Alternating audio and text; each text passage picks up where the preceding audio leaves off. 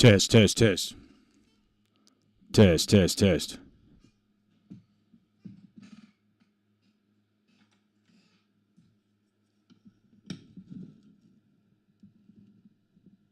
Test, test, test, test, test, test.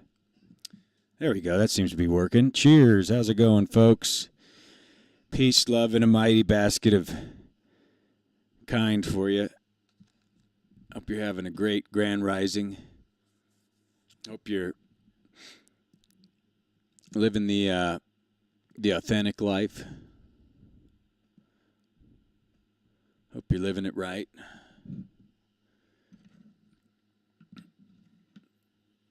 Hope you're hoping. Hope you're smoking hopium. Hope you're a hopium addict. You're going to go to hopium rehab. Get your life together. Settle down, you know. Marry you a goofy modern broad and get you a corporate slave job and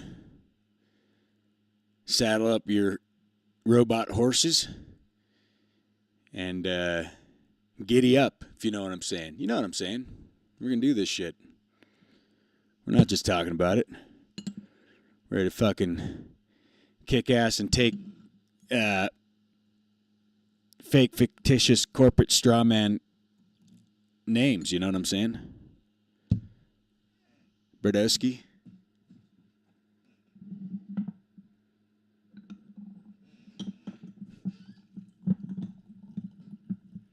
Yeah, some days I wake up and I'm like, what even happened to my sleep? Where did it go? You know, it just, like last night I got the best sleep I've had in, I don't know.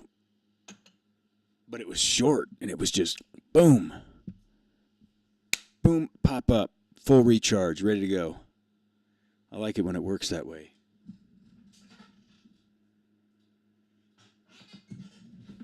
People say, you know, why waste all that time while you're sleeping, man? You could be lucid dreaming. You could be having OBEs. You could be out conquering the spiritual realms and fighting the battles in high places. God, you're a lazy, realized being. You could do so much. You could be so much more efficient with your time. Just lay there and do nothing.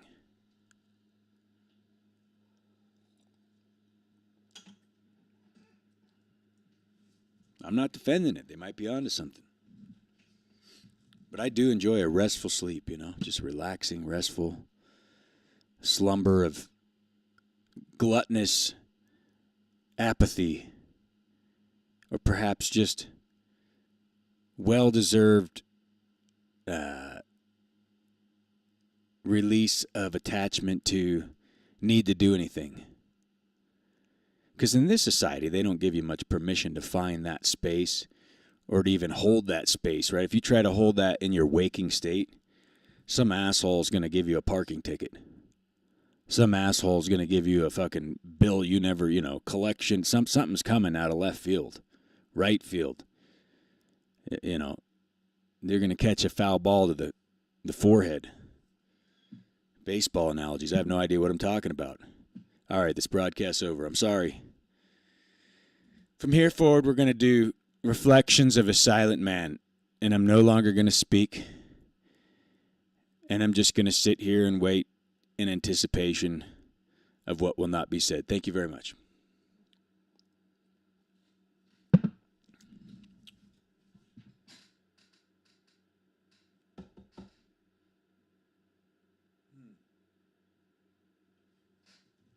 Where did I put that? Oh, there we go.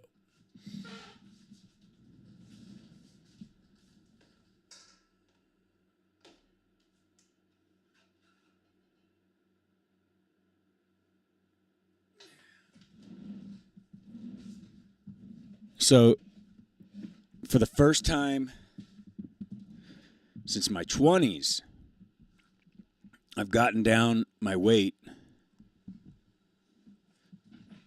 in a healthy way to where I'm actually seeing what appears to be something hidden deep under the fat layers, the gluttonous Pillsbury Doughboy fat layers that I've accumulated in the previous decades. And I'm not sure what it is, but it could be... God damn, these headphones. Hey, I got a great set of headphones that I'm willing to depart from. I don't need to. I mean, I got plenty of money for other headphones, but this is a very spectacular set of headphones. It's vintage, it's relict, it's already comfortable and worn in, unlike a lot of headphones that it also has a cool feature where sometimes it has intuitive ability to shut off one of the headphones so that just in case you wanted to hear something out of this ear, it's like I call it situational awareness technology. It's built into this, comes as a feature and benefit of the product. And I think I'm going to auction these headphones off just to give you guys an opportunity to have a piece of Americana history.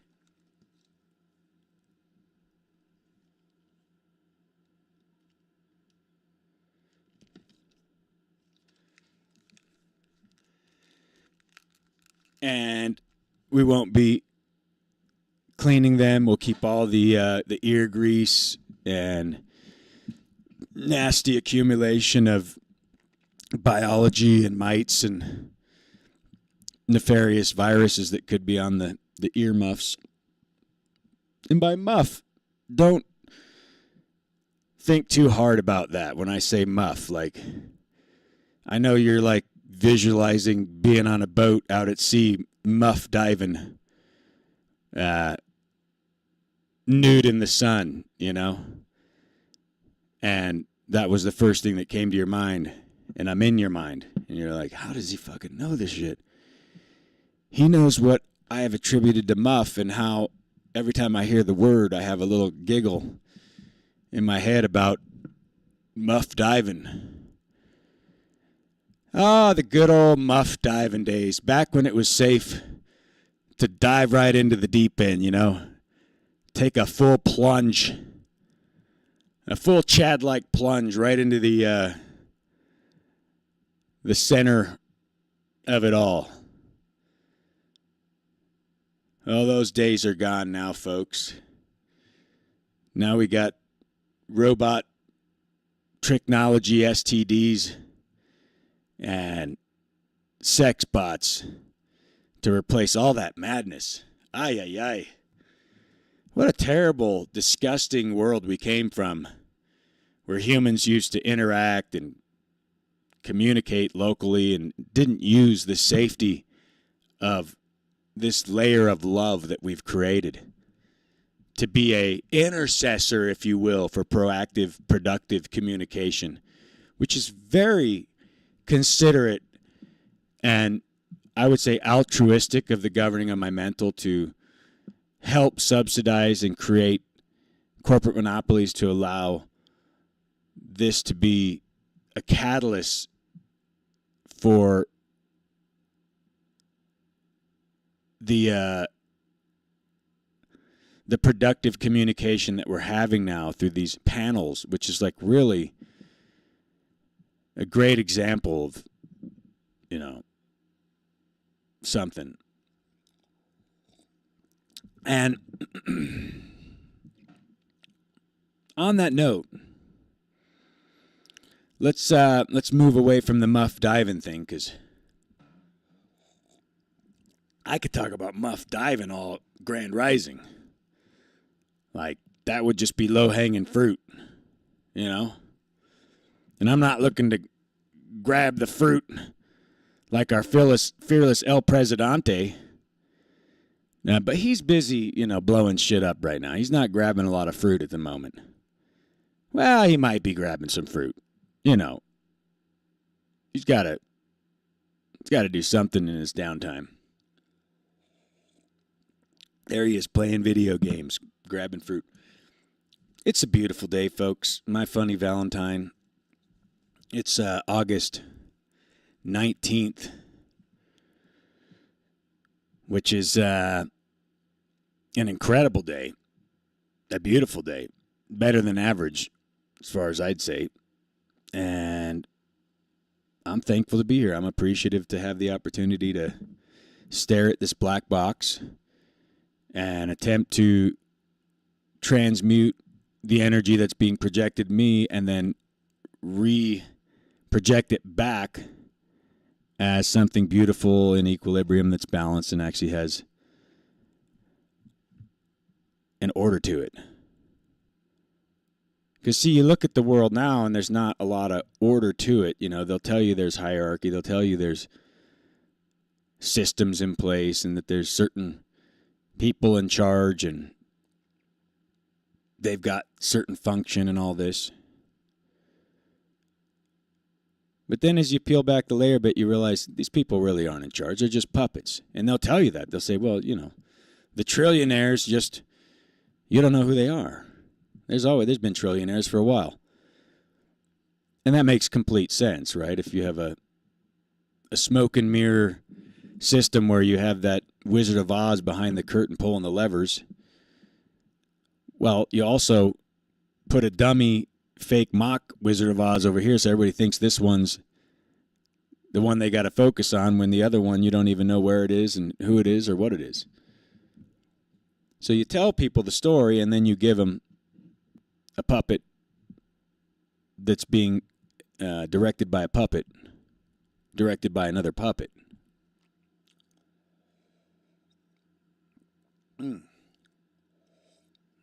That's some good tea.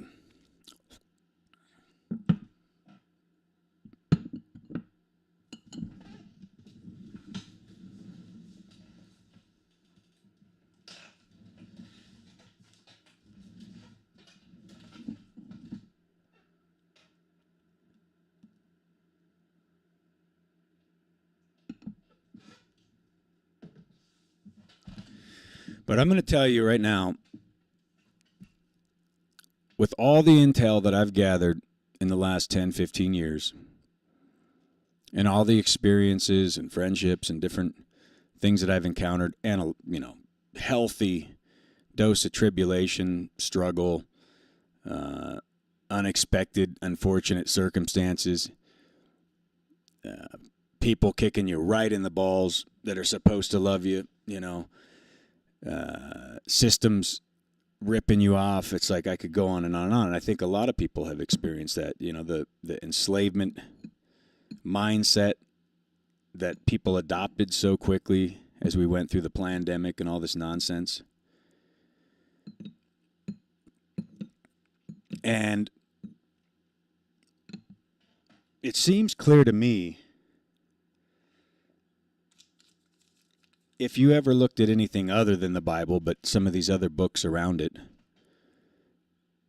that these sacred texts had a much more comprehensive message than this little packaged ideology that was given to us that's then reinterpreted in thousands of different ways by these authority figures that are supposed to be above reproach, and then they're going to interpret God for you.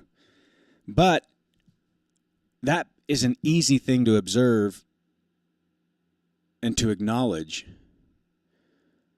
And often that can create such a lack of trust that people then step away from the sacred text and they don't even know they're sacred text. They start to look at it as like my grandfather did, it's just a bunch of poppycock nonsense.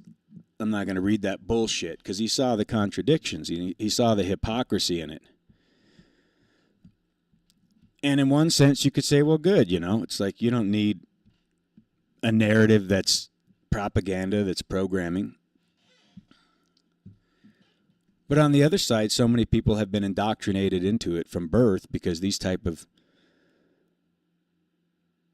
overlays on your conscience to create that condemned spirit in you We're done through stages of naivety and before an age of accountability, at least in the sense of that situational awareness and the being able to comprehend what's actually being inserted into them through that process. Because, these parents take their kids off to preschool and Sunday school, and they're teaching the kids all this stuff, and you're in that stage where you'll believe anything. Santa Claus is coming down a chimney. There, he's got reindeer. He's flying through the sky. He's going with a bunch of packages, and you're like, that's fucking so cool, man. I love Santa Claus, and you believe it, and you believe everything you're told because you trust, and as you should. You think as the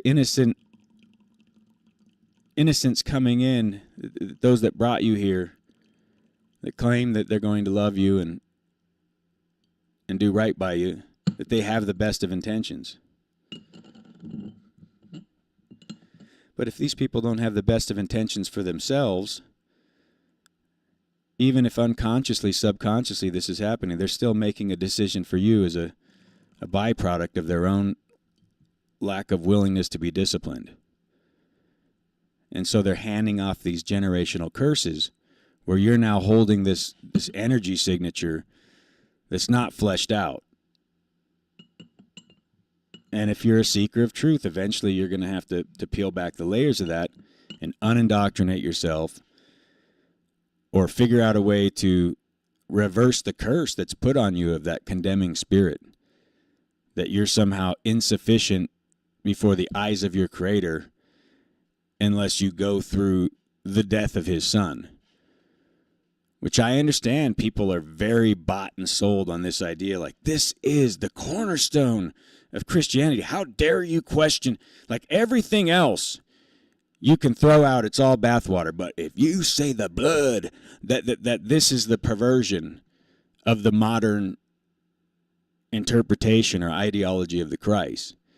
Because everything else, is not going to be argued as fervently as like, you need this sacrifice so that you can be pure before the eyes of God. And without your willingness to accept an identity outside of you that's articulated and illustrated through words of Babel and books written by man, then you're not fit in the eyes of God. You can't stand before your Creator with any sense of purpose or validity. You are bound for eternal turmoil.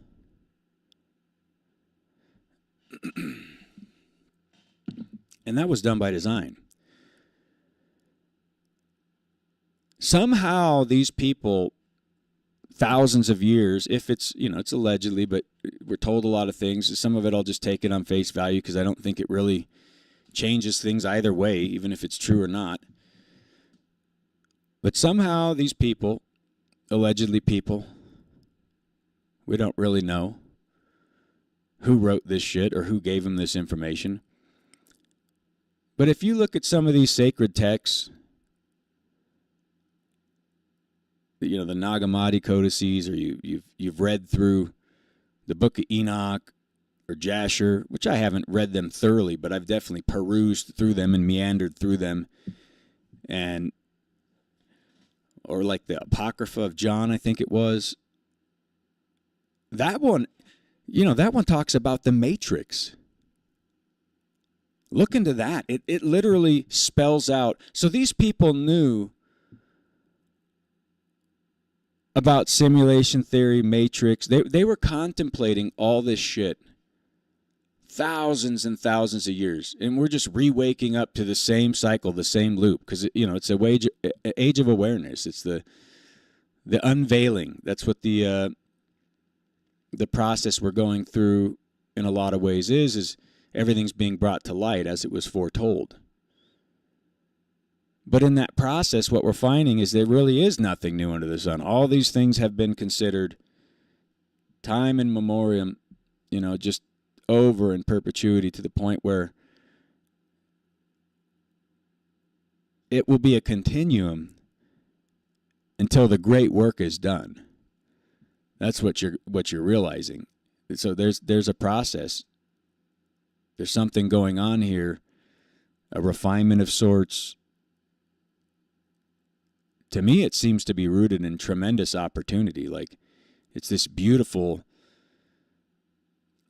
refinement where all the shit is being burned off, sometimes willingly, sometimes unwillingly, through tribulation and trial, but you're always looking in hindsight with that 2020 going, damn, man, I can't even regret that, or I can't even say I'd go back and change it, because as difficult as that experience was, you know, the person exposing themselves to be that liar and that deceiver in your life, or that business partner that couldn't keep their pen out of the company ink, or whatever it is, you know, where they sabotage the great thing that you had together, and created a lack of trust.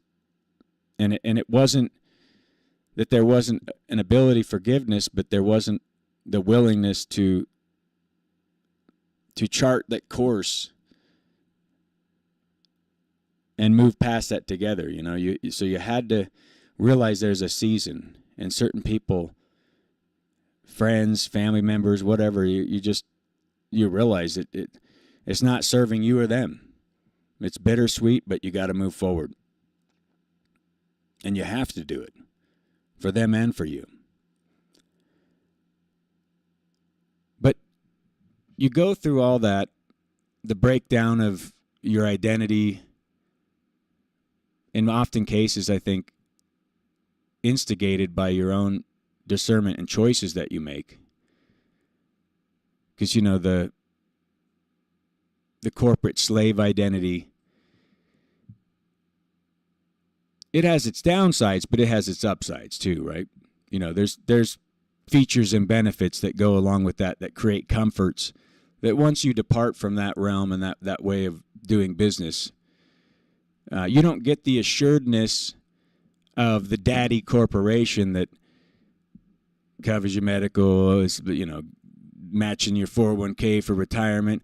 I mean, there's a lot of things that you have to just suck it up and hate your life to get those things. But in the process, you also get this idea that we're going to take care of you. At least it used to be that way. I don't think most people going into these positions now think there's any illusion of real support there. In fact, a lot of people now look at it as, I don't believe even the dollar will be something reliable. Look at how it's been inflated. Even if Social Security was there, or 401k, you know, how can I truly have cause and effect to know that if I'm running this shit in the stock market, it's all faith-based. So I'm going to believe in corruption, that corruption will ensue and corruption will save the day. That's my savior, is that we will inflate to the degree that the stock market will go, that will create a cushion for my later years. So if I invest into the corruption, the profits before people, non-liable type of structures that monopolize all the industries and take away all the culture and the independence and uniqueness of our communities. So if I invest in that and I put my life's effort, blood, sweat, and tears into that, I'm making a faith-based statement that I believe that's what's going to ensue. That's my future. And by investing in that tyranny and that corruption as my future, I'm anticipating in a state of hope that that's going to transcend into me having a safe exit from this realm and a comfortable exit,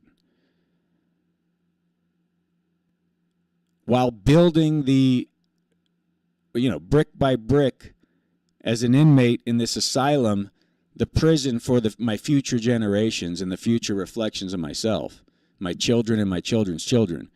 So I'm investing into the generational curse for some kind of temporal comfort.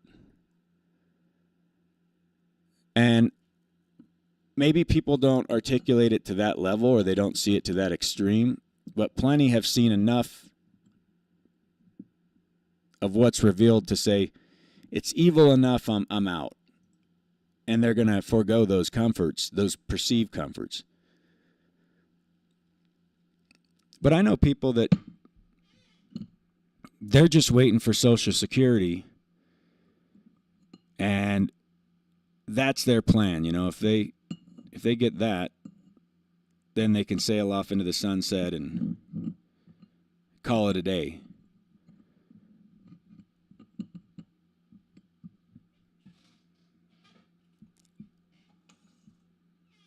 Here, let me get some water for my tea. Oh, shit.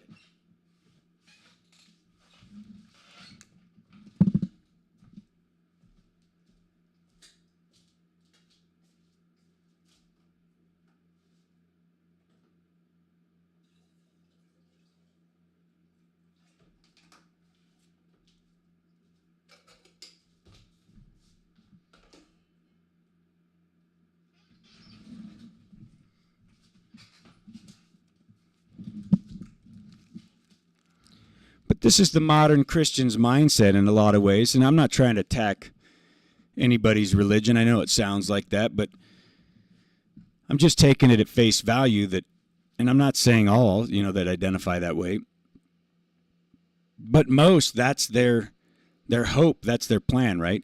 Even though there are good books telling them you're not supposed to depend on any of that. You're supposed to let that all go, render it to Caesar, give it back to that corruption.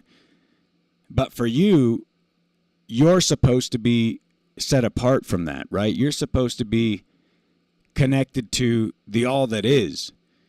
And your next step is supposed to be guided, a light unto your path, a lamp unto your feet.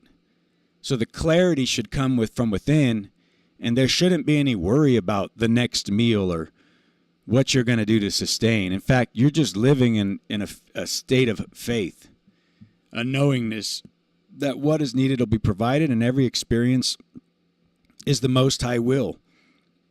And your only job is to show up in faith with the right intentions through your own discernment. And so now a lot of the onus of some kind of need to see things unravel in a way that you've determined is correct is softened, because it's not as much about what you see outside of yourself, it's what you see inside of yourself that becomes more critical in your experience, because that's really where you're the true steward, right? I mean, you're in a realm where I think through lack of stewardship of the internal voice, of the internal space, then we've seen the reflection from the outside. So that is why we see so much tyranny and why we see false hope and all this out there, is because internally, collectively, so much of us have not done the work. And so we are manifesting that at a deep level.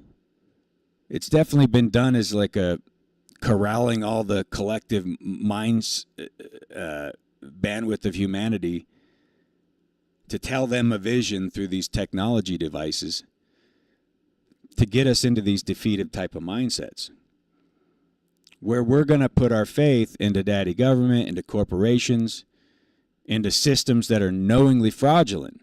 And that's your plan for your family and your future.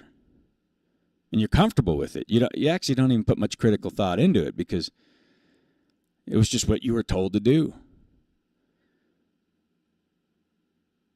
But if you ever thought about it, and even if that worked out, you still sold yourself out at a certain level. You played a game that you knew was a rigged game. And yeah, even if somehow it worked out for you, it's not going to work out eventually for the next guy or your kids or your kids' kids, because it's a Ponzi scheme. It's designed to enslave people. That's really what it's designed to do. A lot of times I would say it was designed to collapse and create a complete breakdown of society eventually, because historically we've always known that these type of things have a beginning and an end.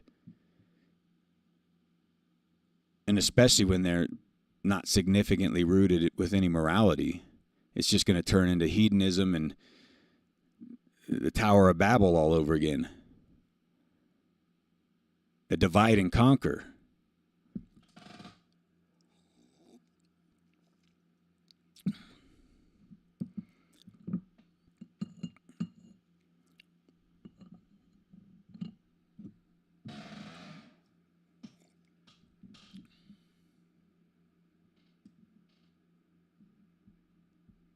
The blood.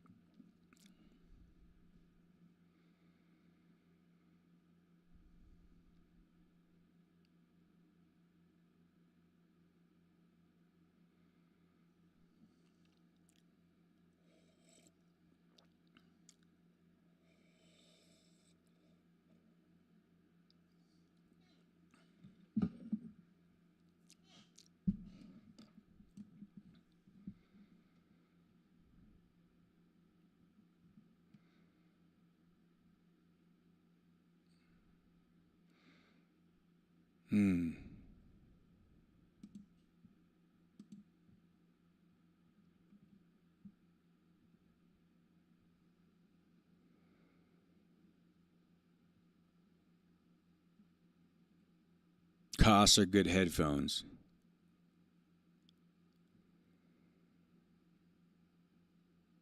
That was in reference to the interaction you had with Denizen and Jack recently. Anyway, I'm out for now.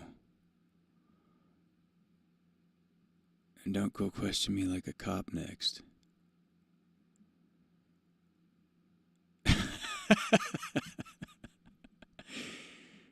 Z doesn't like Muff. Well, not everybody likes Muff, you know.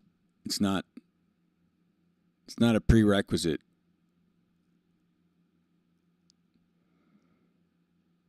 You nailed it. Faith and commitment in the corruption.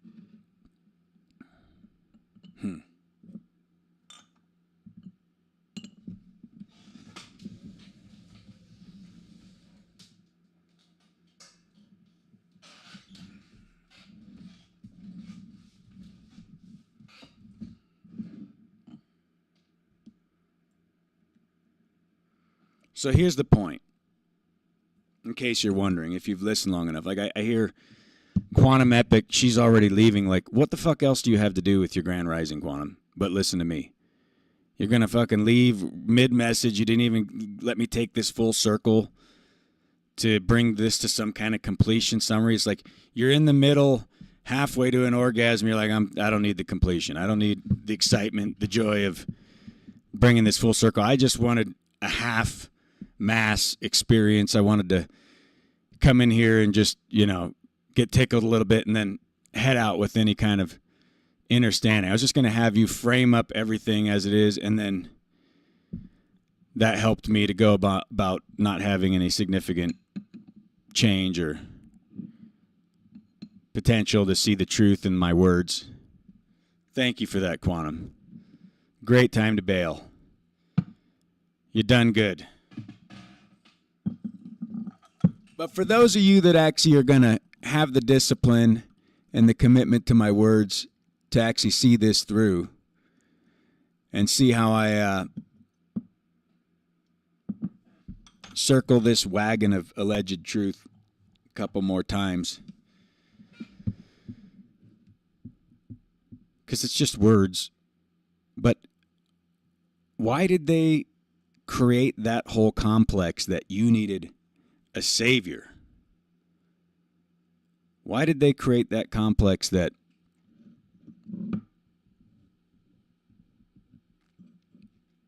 this man brought you a message that, although he kept telling you that it was to liberate you, but yet in practical terms, it was putting you up under a whole system of hierarchy of elders, of people that were supposed to have your best interest, but through your own discernment, you can see, obviously, that's not the case. They're corrupt as hell. I mean, the Vatican, look at these systems. They're just disgusting. and they're withholding information. They're all tied into the occult.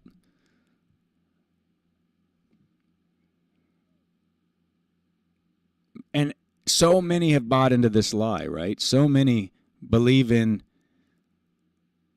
these systems of mental enslavement, which is that corporate status. It is that religion. It is that governing of your mental. It's all there to keep you drawing within the lines and keep you held within this limited identity that you don't got what you need and God has not actually provided. So we're going to tell you in the good books and all this God's provided, but the whole time we're going to set you up to trick yourself out of the position that you're actually in, so you don't know your purpose here. You don't know what you can actually impact, and you don't have a full understanding of what God's given you. Because you're going to keep seeing it through the light of some other man that's supposed to do what you can't do, even though he's telling you simultaneously that that's your purpose, is to be greater and do greater, to overcome it all.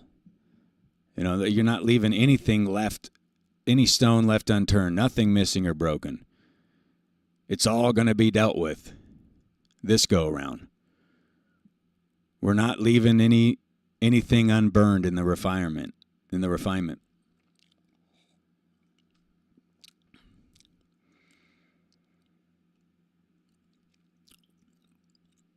And so the truth is, if you had full access to these books, I'm sure the ones in the Vatican, or even the ones we have access to that people just don't read, myself included, you know, I mean, I have plenty of them sitting right in my bookcase that I've just thumbed through and maybe spent a few hours during the nights with a cup of tea or whatever. But to sit there and absorb it all, it's like I'm not a shepherd sitting out tending my sheep all day with 15 hours to read books. You know, I'm running to and fro in a bunch of different capacities, like a lot of people out here, just to maintain myself and my family, and you know, as far as sustenance and all that, while simultaneously doing what I think is purposeful in my life.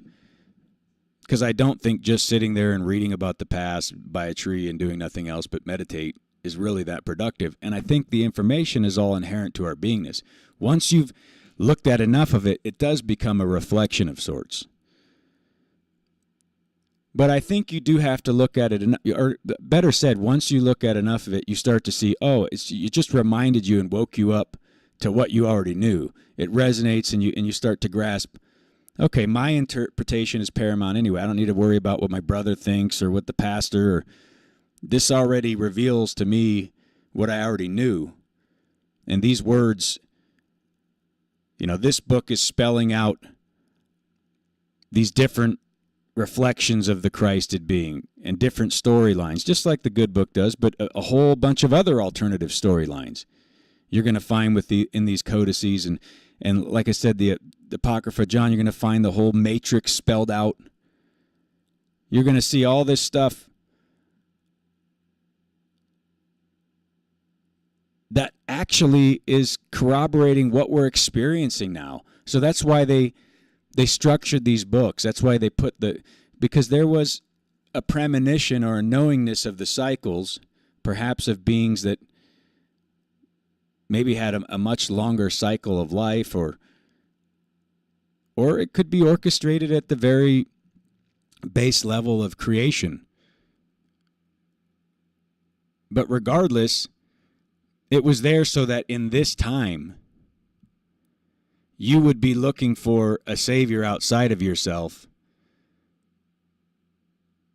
instead of actually doing the great work that was commanded in all these good books, even the ones that are espoused, you know, at such a high level as being the inherent, infallible Word of God. There's still the reflection, the remnants of all that in there, that you're to wise up and rise up and actually come into that higher state of consciousness and step into that driver's seat of accountability, where you now have the cause and effect to shape and carve your reality and your experience. And then you can start claiming with your words and your identity and actually seeing that transpire and seeing that unravel in your own experience. And it becomes miraculous in your own testimony.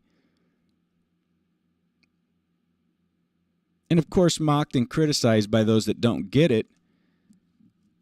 But yet, this was the whole purpose, is to bait and switch you into thinking you are helpless to anything but something outside of you that would do what you couldn't do. That was the whole purpose of this type of religion, is to make you not see your empowerment in these times and to feel hopeless. When in fact, for whatever reason, this is the cycle where you have the most opportunity to thrive. You have the most opportunity to be 100% authentic and to really bloom as a flower into the most beautiful expression.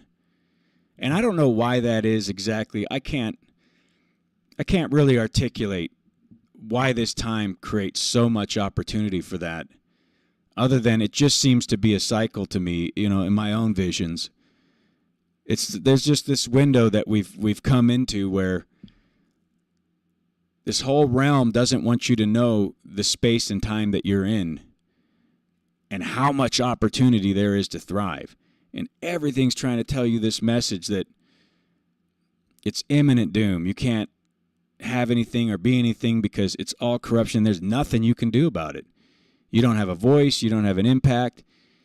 The trillionaires are just going to keep doing the disgusting things they do, and the governments of your realm are going to just keep bombing each other, and the rivers are just going to get polluted more, and it's already hell in a handbasket. The weather patterns and it's more difficult to grow food, and we're just going to keep cutting the trees. We're going to do it until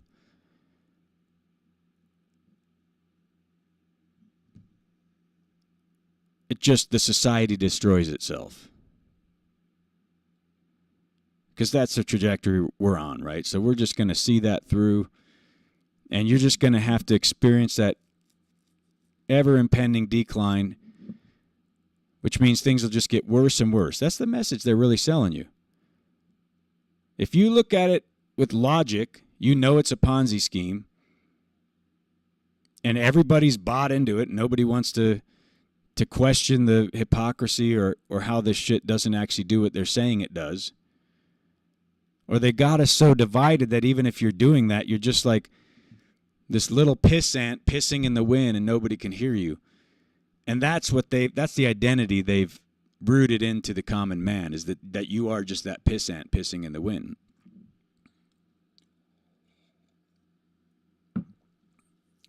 And if you look at the Christed being, how easy would it have been for him to view himself that way, as far as the outward validation, the level of support he was getting or lack of, or the way he was mocked and criticized, and the shit that he had to endure just to walk a true path, which ended up just being detachment from everything. We don't know what happened in those years from his age of accountability to 33, but we do know that the space he came into, there was a tremendous amount of accountability between his connection to Source and his devotion to what he actually had determined was the right path. And he wasn't going to waver from that.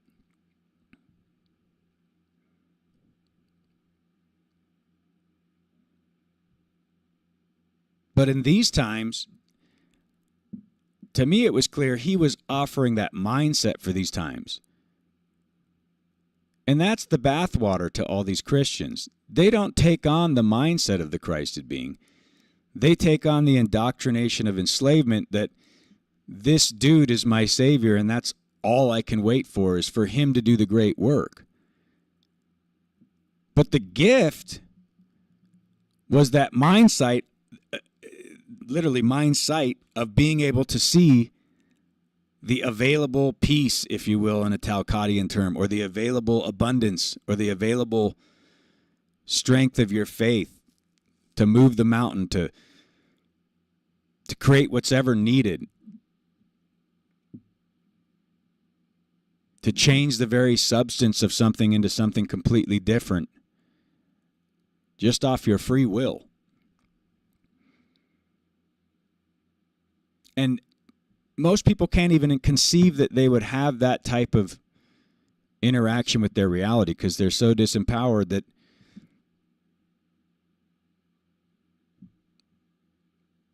to think that way would be almost lying to themselves or something.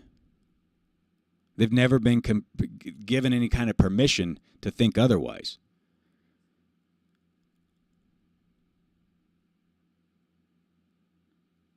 So at this particular time, they don't want you to know that you have this tremendous opportunity to thrive.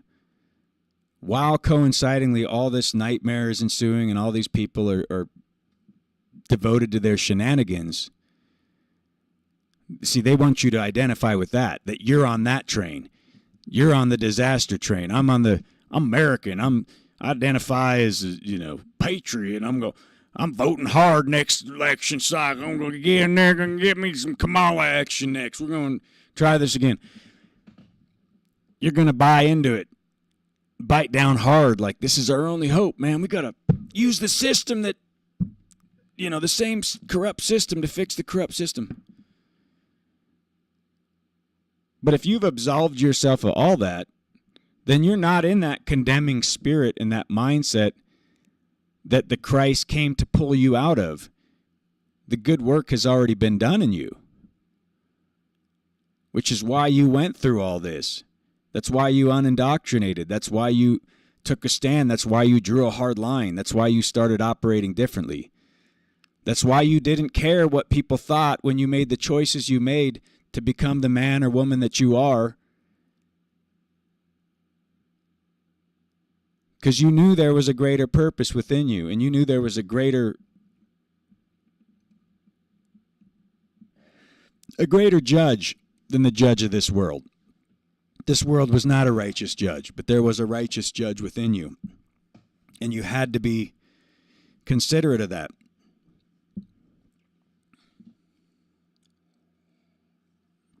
So you already detached from all that. So that condemning spirit is no longer in you. You're not bound by some kind of liability or an idea that you're culpable to anything that was a fraudulent contract that was just overlaid onto you at birth. This is all nonsense. And then that becomes the opportunity to find out who you really are and what God really has for you. What the true vision is outside of all this indoctrination, propaganda, curriculums, overlays. This is the opportunity now that you get to see the true self. You've done the work and you've detached. You get to see what the Most High has for you in a much more pure, direct, connected type of experience. Very faith-based. Oh, I got a bear out here. Here, let me, just one second.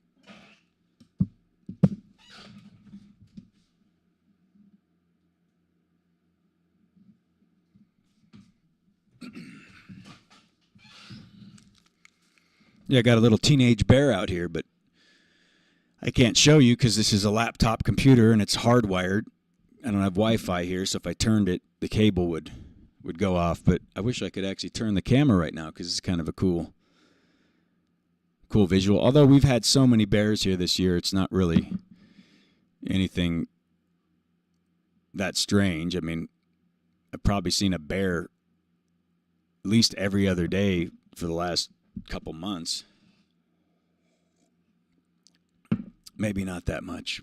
Maybe every 3 days or something. It's every week I'm definitely seeing bears, though, in some capacity. Usually neighbors leaving their trash cans out.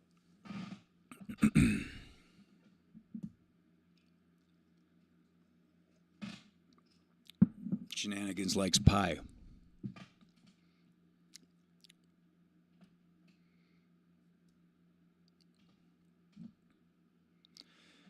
But, if there's only one person that heard this and actually grasped what I was saying,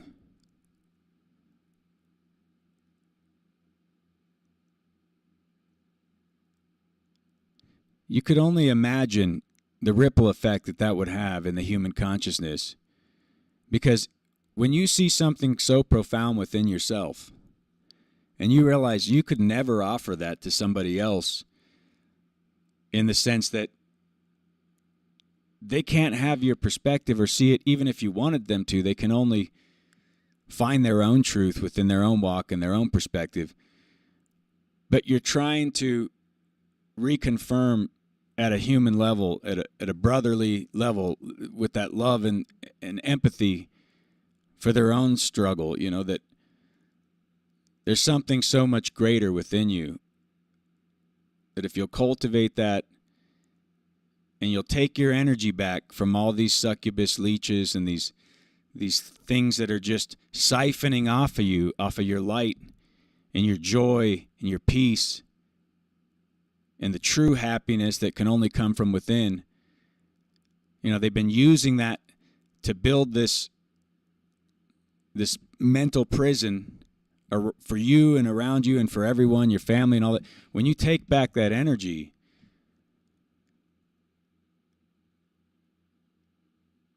and you can come at this experience from that space,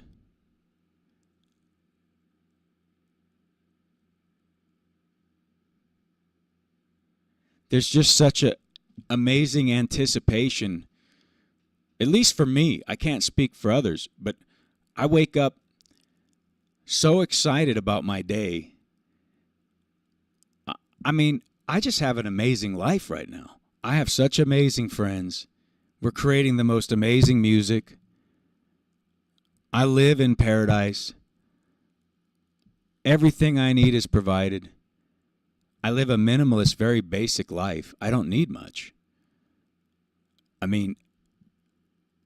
Happiness is a state of mind. It's not a fucking watch on my arm or any of these sparkly trinkets they offered. In fact, that was often what led to dysfunctional happiness or unsustainable happiness or a false version of it. And so if you've discovered that less is more, that what you were sold was all a lie and you actually had everything you need, and then you're coming from that place of anticipation of it's endless opportunity. It's always a glass half full. Every struggle. And even knowing that you may face a struggle in the days ahead that's so difficult that it may even take you out of this position, right? It may once again cause you to go back into your grief, back into your place of refinement, because you still got more shit you got to burn off. But you understand the process now so thoroughly that you realize nothing can defeat what is being revealed. And it's like my brother said yesterday, which a lot of people have made this analogy, but man, when that fire burns hot and that refinement's happening and everything's just being taken in that moment purposefully so, and it's all the illusions being torn down in front of you. And then what's left? Because you can't burn gold, right? You can't. What's left can't be affected by the fire. It's experienced the hottest of flames, and it's endured all of it, and it's overcome, and it's what's left, and it's the most beautiful thing. And one that has that perspective could only be thankful, grateful for all of it. Even the most darkest, deepest moments of despair have led to this place of true fulfillment, which always was. It was just a perspective. It was just a way to look at your reality and your experience where you could be the most beneficial to yourself and others, and you could actually be a true force for good, right, and true in your reality and your experiences. And you're inspiring others to do that, and you're waking people up to their own empowerment And through your words and through your actions, you're starting to see others step into courage and space that they never thought they had either. And then you're starting to dream together. And it's boots on the ground, but not for the type of ways that they try to explain it to us, that we're going to do the hard work. We're not waiting for government or corporations, or we're going to create our own path forward. We're going to create our own solutions, and we're going to do it independently of the system, and we're going to speak what needs to be spoken in the moment it needs to be said with conviction. And that scares the shit out of these people, because they see it on your energy signature. You don't have to say anything. They know you carry the truth. And you see that when you go out and about now. There's people that see who you are in a fucking second. They can identify, and they run like demons, because they are demons. And others just come to leech and suck off. And then others identify, and they have the same spirit, and then they come to build with you.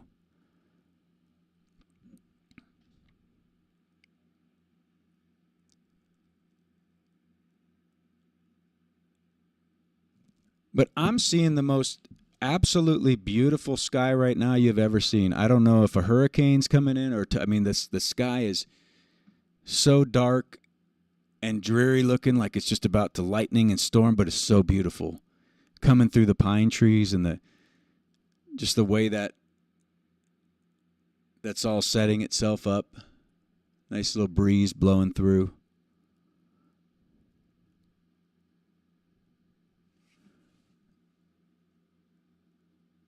And I get to just take that in and bask in that.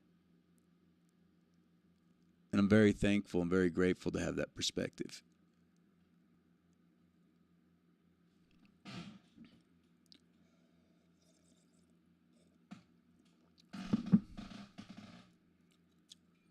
But I've not always had that beautiful of a perspective, right? I've also woken up in a dingy basement riddled with mold spores affecting my respiratory, where every day I would leave my abode just to get away from the toxicity, and I was scared to come back to where I had to sleep at night. And this was in my 20s. You know, I was living in the Northwest, where there's like a lot of rain, and all I could afford was this little hole in the ground. And it wasn't good for health, right? I mean, I really would have been better to just sleep in a campground or something. And eventually I did. I left that, and I slept in my car for periods, and then that became a beautiful perspective again. I remember I'd have a whole camping set in the back trunk of my vehicle. And is it a vehicle, automobile, travel device? The different experiences I would have just showing up at some random lake, setting up my camping set, and meeting different people, and the different experiences and the different things that I would be able to see were just beautiful.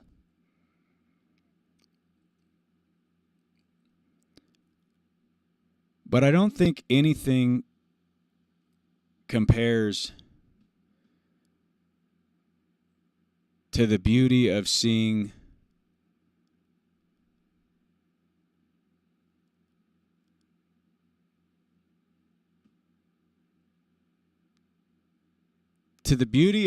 that your role in this is stewardship. You know, and that all this, you couldn't, in your intellectual mind, do anything to take responsibility for how incredible the simulation is. You know, a lot of people will say this is a simulation, it's some kind of artificial reflection of what we don't know. Because if you're looking at the ether, dark matter womb, or you're seeing that space in you, so it's a reflection of nothingness. Or if it's a simulation, it's a simulation of a matrix. Or this is a matrix or a simulation of something that's real, I guess is what I'm trying to say. But I don't think it is a simulation in that respect, because if you have that vision of self with the internal eye, the all-seeing eye, and you see where everything comes from, this is all being projected from a space of outside the finite potential. It's not being projected from something that's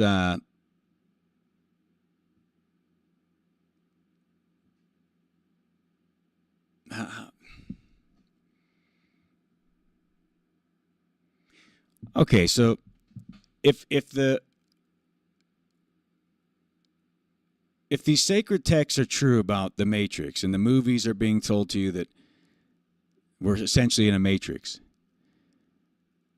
or that this is multidimensional, there's all these different coinciding realms. Well, these are not all simulations being projected from one real realm or something. It's all just infinite opportunity, or outside the finite opportunity. It's all just endless expressions of consciousness at the level of intention, or even a lack of intention. Because there seems to be a rhythm and a nature to things, whether the observer engages or not. You know, the slit experiment has one cause and effect when the observer looks, and a different effect when the observer doesn't look. But the process still happens regardless. Oh, wow, look at that. Now it's hailing. You hear that? Holy shit. Like Armageddon hail. I love that.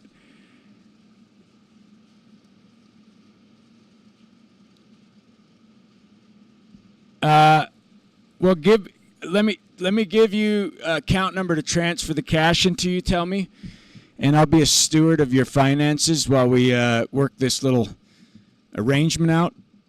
Now, here's the deal. You tell me.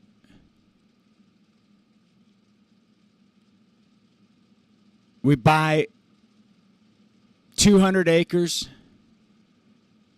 get 10 people together. We build tiny houses galore.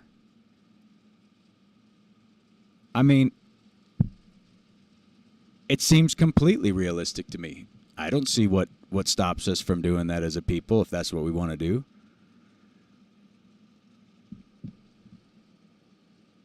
Oh, man, I love storms like this. This is fucking beautiful. My internet's probably going to go out. If it does, peace and love.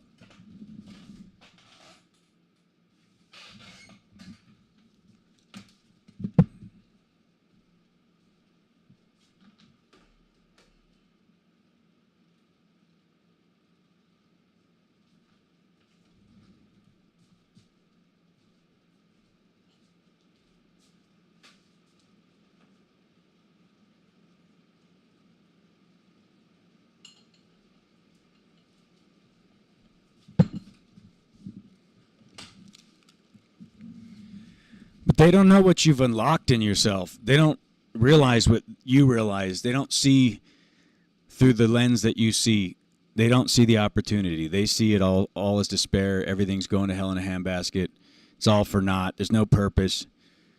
While you're simultaneously, you have the most optimistic, excited spirit of anticipation for all the things that you're currently doing and the things that the future is going to offer. And you see it completely different because you're not identified with that corrupt, broken system. So now you're not culpable to that. So what are you responsible for? Your only allegiance is to the Most High. This is just a walk with you and the Creator. That's the only thing that you have to tend to. That's the only garden that's yours to plant seeds in, to be the steward of, and that's the only relationship that actually matters. And so to have that perspective is that liberating mind that the Christ spoke about. You're no longer a slave bound by these carnal ordinances and the system of corruption. You're a free, liberated being with that can do greater things than I did. You can do whatever the fuck you need to do or want to do with your intentions that you deem good, right, and true. So choose wisely. You're fully empowered. And then you're walking in that, and people don't understand that. And oftentimes you find if you try to explain it, you're throwing the pearls before swine. You're just going to stir someone up. They're going to get angry because you tried to help them. They wanted a victim advocate. They wanted to come in and complain and tell you how everything was terrible and that their situation's different than yours, and you need to capitulate to them that, yeah, you somehow are blessed and everything, but for them, it's all misery, and you should agree with them. Yes, brother, you're right, man. God only had this anticipation and this joy and happiness and peace for me, and for you, he set apart you for ever impending doom and gnashing of teeth and struggle, and you have no choice otherwise. And you want me to confirm that with you, with your free will, the same fucking tool you would use to get yourself out of that mess. And you want me to capitulate to you instead of use my energy to create space for you to rise up and wise up into that and give you the option to do something different. I'll take the latter path. I'm going to give you that space. I'm going to hold that space. I'm certainly not going to walk that path with you. Because yours is a dark path. You don't have a lamp unto your feet. You're wandering around aimlessly with no direction and no purpose. And you want me to join you in your limited thinking, in your defeatist type of mentality that's never served you in this life and has always led you to misery, while I've sat here with a testimony that's completely different for many years now, and you know, despite experiencing objectively what other men may have crushed them. But it hasn't changed my identity. And I'm not saying that as like that's superiority. It may be, practically speaking, in a certain sense, but it's just choice. And it's overcoming the fear, not being a coward anymore, to step into what empowerment you actually have and work with that. Even if it's just a mustard seed, to take what the Most High has given you and to start planting that in with faith into your own reality and your own experience. So wherever you're at, you can start playing with these type of energies. You can play with these spells. You can play with being the co-creator and start to see what is real and what is not. How much effect does claiming my identity have in my experience? If I say something long enough in my own mind's eye, how long does it take for me to see that unravel in my experience, in my reality? And the more I work with it, do things seem to be more fluid and to actually have more impact quicker? And it's almost like working out a muscle. And all of a sudden you have more strength and more capacity in places you didn't even know you had a muscle. You didn't even know you had strength in that area. But you had to develop. Like a student, you had to go in and start doing the forms and doing the process and learning the different modes and curriculum so you could understand how to embark upon what you're trying to accomplish. If you're trying to build a house, you don't build the roof before you've put the plumbing in, you know. You start with the foundation and the plumbing. If you don't, if you try to put the plumbing in after you build the house, if you try to put the wiring in after you put the drywall on, you tell me, you know you just fucked yourself. So there's a process.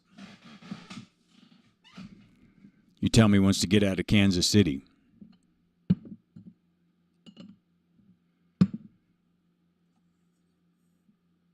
Seems plausible.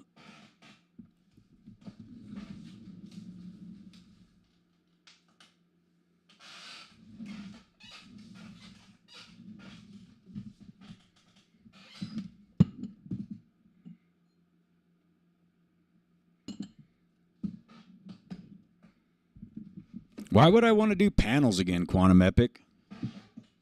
Give me one good reason to do panels again. Please, tell me how that would be good for myself or anybody.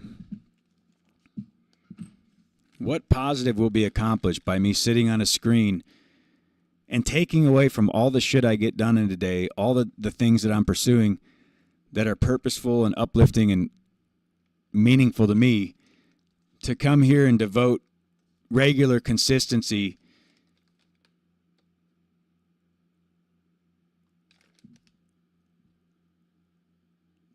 to have people tell me that what I know to be true is not true?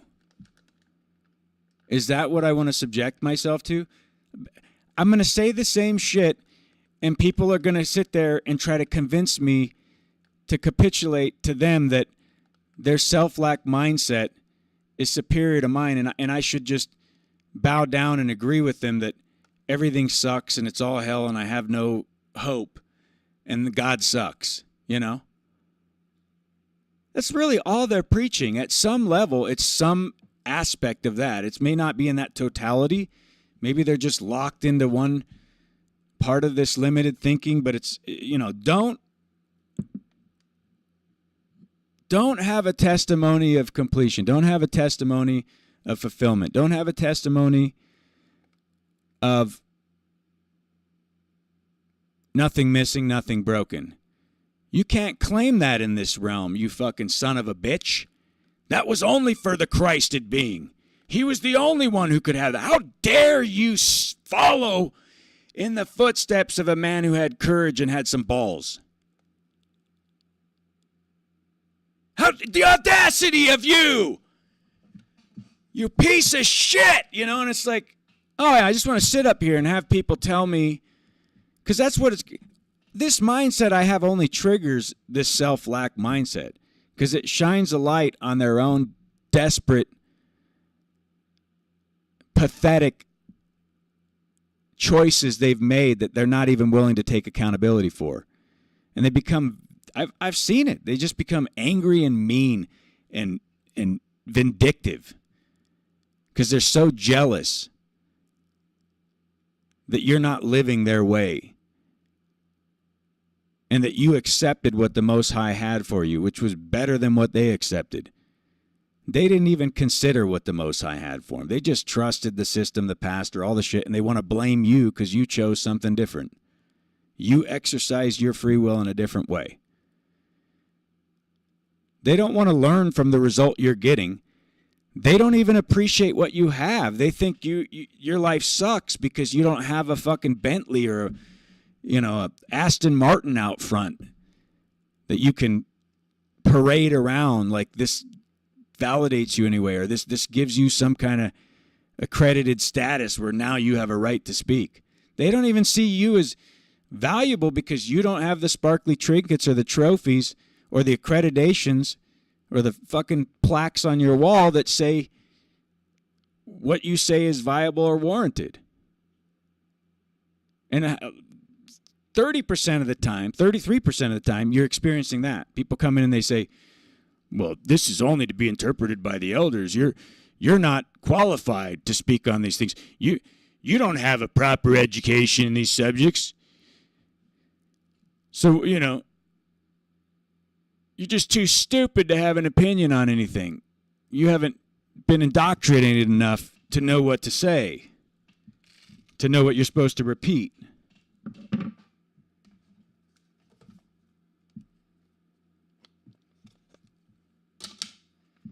Just like subject yourself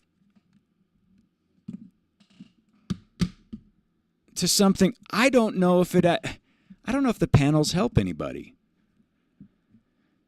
in that sense. It's like I would have found what I found with the panels, without the panels. I found it regardless. The panels were just a place, I guess, for me to see other people experiencing similar things that I've experienced, and some making choices similar to mine and some making choices otherwise. My monogamy logs are great. That was a joke question. No good reason. Okay. You should be a comedian, Quantum Epic. That was funny.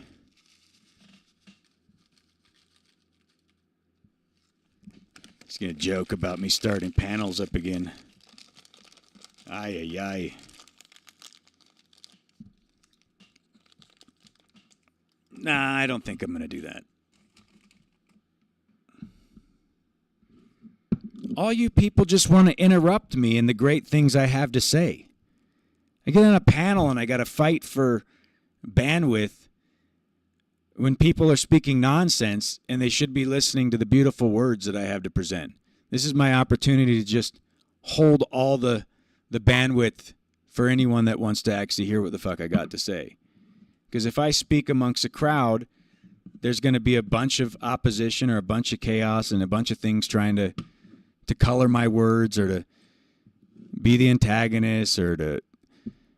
And look, if you want a counter voice, that's the whole reality around you. If you want self-defeat, self-lack, disempowerment, slave mindset, if you want to be an inmate building the asylum, the prison of your own mind, if you want to help continue to enslave yourself and put yourself in a position where you're just subject to everyone else's decisions and nothing you do could have any significance, you know, there's a ton of people that will help you into that victim mindset.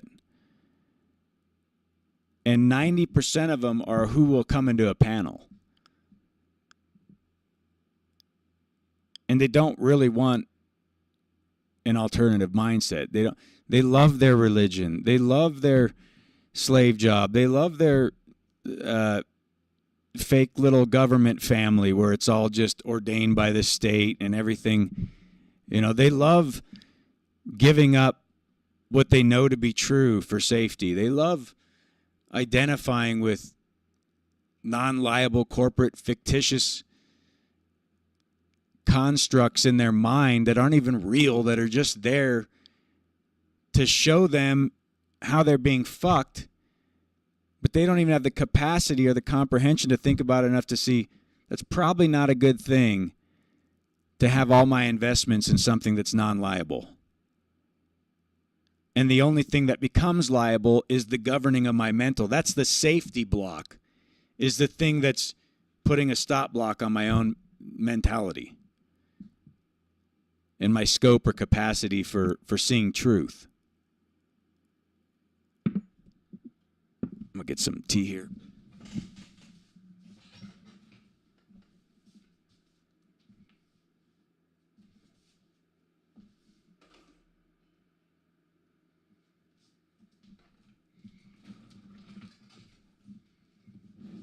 But what I am going to do, Quantum Epic, is I'm going to start doing debates.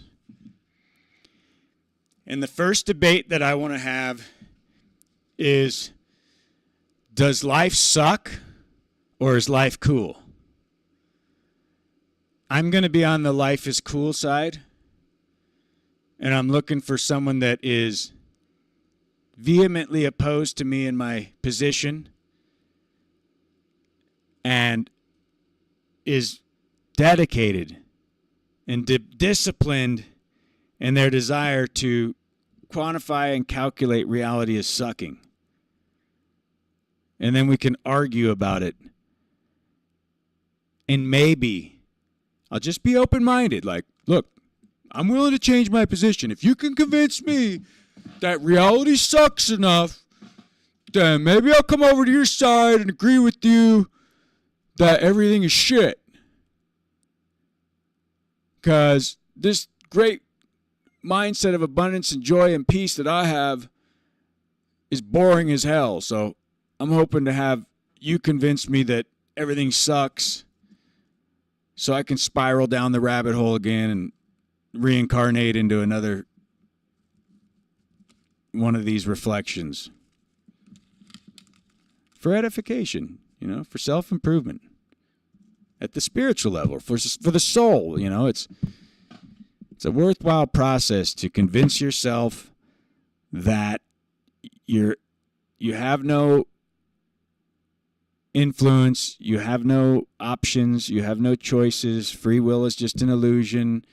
There is no connected to Creator. You have no conscience. Nothing you do matters. There's no good, right, and true, even though you have the intuitive connection to it in you. But I'm not going to look at that, what God put in me. I'm just going to look at what these cowards and the self-lack people outside of me are saying, because that's fun. I can get a little group. Everybody will accept me and validate. Man, life sucks so bad. We can't do shit. It's terrible. Vote. Oh, we got to vote. That's what we can do. We can find a representative outside of us to fix it. We can't fix it, but, I can't do it, but he can. Maybe he can. He speaks so well. Look at him. I could use him. I could use that guy. He speaks well. If I could just get him on point with his discussions, a loser like Dick, Rich, could actually have some value in this realm for me. If we could just get him towing the line for the corporation, boy, we could give him a platform. We could make him actually have some worth for this realm and this society. But you're going to have to come over to something that's going to sell you out in the process. Are you willing to do that? Give up what you've been giving so that you can find some kind of approval and people that you don't respect? The people that would respect you anyway. You don't have to convince them of anything otherwise. It's all an attraction. They see how you're living anyway. I see how my bro Thomas is living. I'm like, dude, I fucking love you. You stand for something. You have a real conviction in your heart, and you get up every day and you do what you say you are, and it shows in how you live your life. And I create music with that motherfucker, and it's amazing.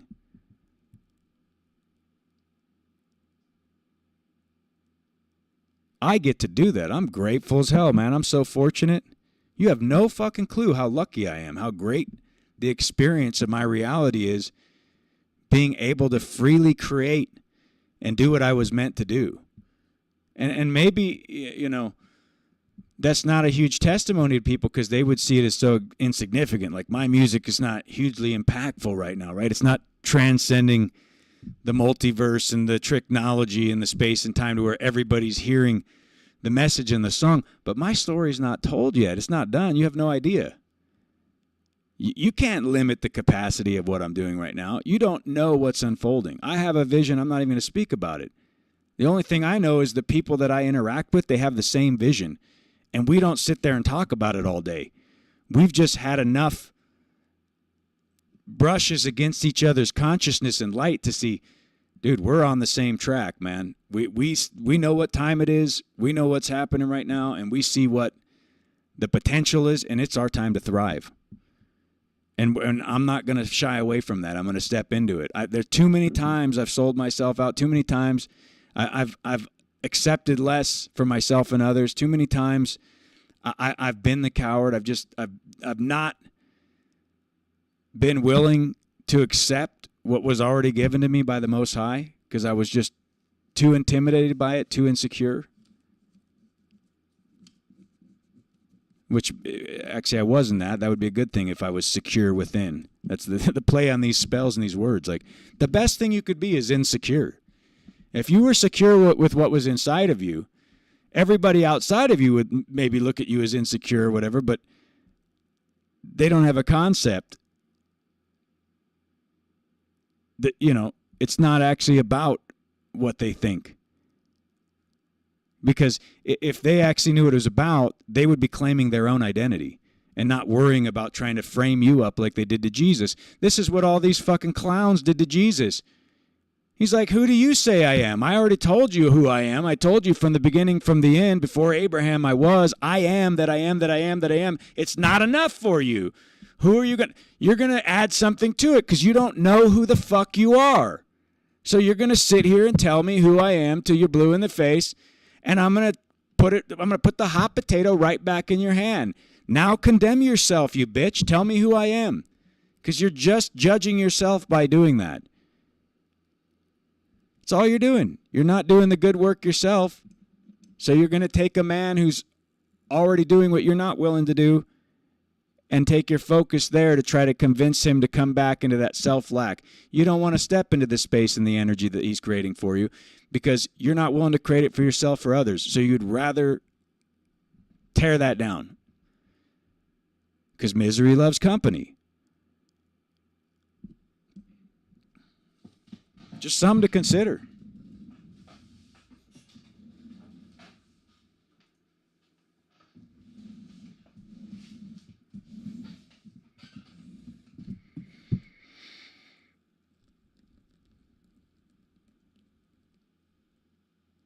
And that could look like oversimplifying, but that's what this all ends up being summed up as. All these debates, all this communication, all this idea that we're going to agree or not agree on what reality is or what we need to do or how we're going to fix this or what, if we got to come together or not come together, if we're going to, define reality this way,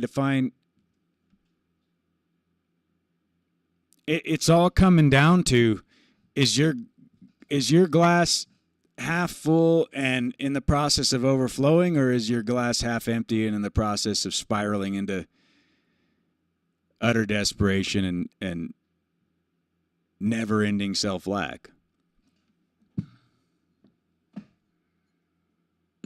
And you're just swaying the pendulum which way it's going to go. The cycle will repeat. It's part of the process. I don't think there ever is a finish line within the scope of consciousness. I think that it's an ever-expanding process of awareness that becomes brighter and brighter and brighter and more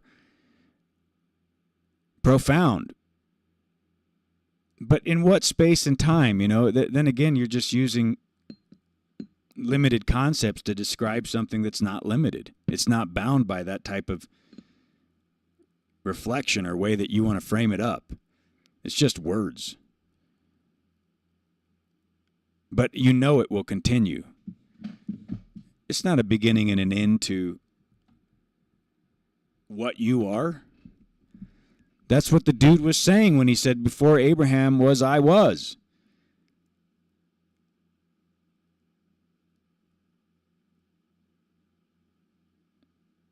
In the beginning was God.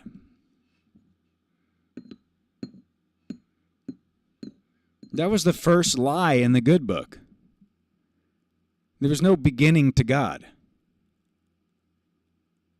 It's a complete lie. The first fucking thing in the book is lying to you. And you don't have the discernment to see that there's no beginning to God. So it's a false statement. It's a false premise. It's locking you into space and time. That's all there is space and time. Even though the physics that we currently study and the realizations we're seeing as we observe reality is that there is a capacity beyond space and time, and everything is reflected from that. It's something we can't calculate, but it's something we can experience, and it's something that we can observe, even if not the effect of it. This etheric field. The field is not bound by space and time, but everything is connected to it somehow.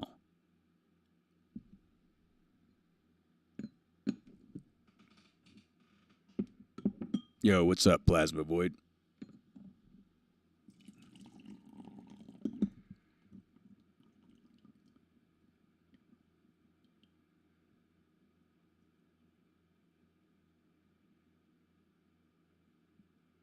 We're going to tell you a story now. Sit down, children. Sit by the fire. In the beginning was God. Oh, there's a beginning. Okay. So this is the start of it all. And and it just happened to start with God. But that would presuppose that there was a space before that, which how could there be something before that if this was the beginning where there was no God? So it's a lie that reveals the truth that there was no beginning. And there is no God per se in the sense that G-O-D, that this word binds some concept. Well, it does actually, but that doesn't bind what you're pointing to. I mean, that's the whole point, is to create the word God, which is a binding concept. And even our forefathers understood that's why they wouldn't say God. They wouldn't even write it. They would cross out the O, because they knew that was a limiting concept. And they knew that they were creating another idol, so to speak, or were disrespecting the truth that they had come to realize. So they were trying to create safety around these concepts in the sense that don't get too tied to the word, don't get too attached to the identity. But what you were brought into is entirely opposite. Childlike state, in the beginning was God, and you've got this view of this guy on a throne, and that's when he started. No real framework leading up to that of how this deity or this came into existence. It's just there was a beginning to it all, and that's when that deity appeared. That was the all-knowing, all-seeing, that could create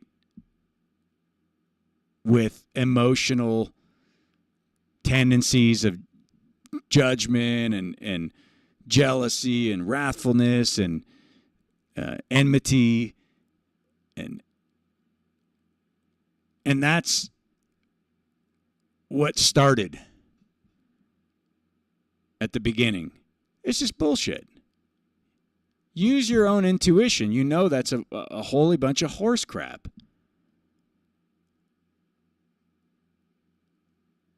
There was no beginning, and God was not bound by space or time or word. So God is not God in that sense, because they gave you a vision anyway, so you might as well throw all that away, including the word, and go directly to what you're already connected to. And don't even call it source or any of this shit either, because these are still all limiting concepts. Stop limiting with words what is beyond the words, which observably is a spiritual capacity within you. And start creating within the vision of your all-seeing eye that you already have that's beyond the words. You can paint the most beautiful picture with your mind's eye, and you don't have to use one word to do it. You can do it all with intuition. I can look out at the landscape I'm seeing right now, which is so beautiful in this pine grove and this amazing weather pattern that's coming through, and I can close my eyes and I can see something as beautiful and even more beautiful. I can take that reflection and even enhance it. So I don't need anything I'm seeing outside of me with these flesh meat suit eyes when I can see greater than within myself. Instantaneously, with just an intention. What the fuck do I need outside of me? Why do I need a God outside of me? Why do I need limiting concepts of in the beginning and time and space binding me to this idea that it's all within the fractal that I've already been fractaled into? So I can be like the 666. I can spiral down further into these fractaled concepts where I divide myself more, create more chaos, create more division. Or I can spiral 9 back into what's already rooted within me. I just have to move back into what's already true. And it's not a concept or a word. I don't need a concept of God anymore. If I already have realized the connection, the truth is already there, and I can know and observe that, then what do I need a concept or a word or a book or some kind of asshole intercessor to fucking tow me around and tell me what my interpretations would be? And if I draw outside the lines, he's going to say, whoa, buddy, you're thinking, that's some demonic thinking there. Now we gotta get you straight. You're thinking wild, boy. All right, that's enough tea. I'm getting over caffeinated. Had like 3 Guy Wands. It's quite a bit of tea. I got up nice and early this Grand Rising. All right, any questions? I think I'm going to let y'all go now. I think I spouted enough. I don't see much purpose in this point in continuing to belabor any of this.